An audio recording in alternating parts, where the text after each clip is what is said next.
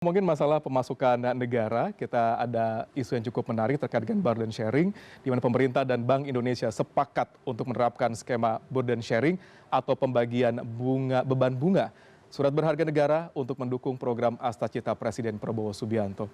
Gubernur Bank Indonesia Peri Warjio mengatakan pihaknya telah membeli surat berharga negara dari pasar sekunder hingga 200 triliun rupiah.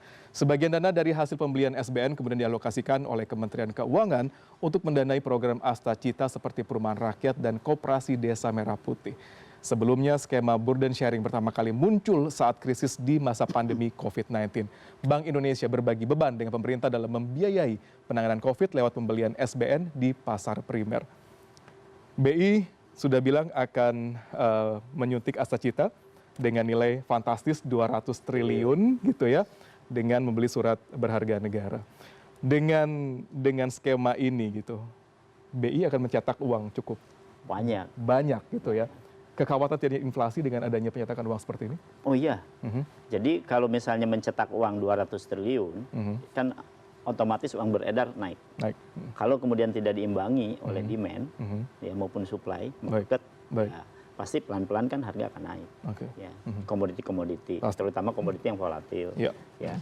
Tapi yang paling menarik adalah mengapa kok BI berani masuk ke sektor primer. Dan situasinya itu harus situasi post merger. Baik, seperti COVID kemarin. Ada SKB atau misalnya SKK, KKSK misalnya gitu ya. Kejadian luar biasa. Krisis misalnya, itu kan nggak ada.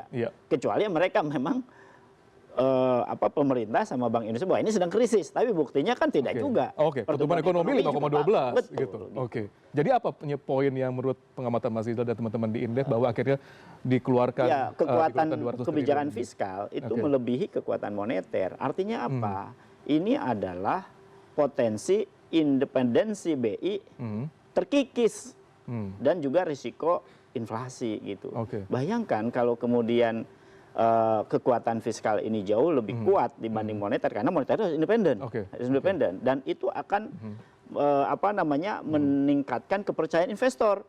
Nah, kalau kemudian kepercayaan investor karena kekuatan moneternya sudah mulai turun, maka dikhawatirkan capital outflow. Kalau capital outflow, maka apa yang terjadi? Nilai tukar rupiah kita akan semakin turun. lemah.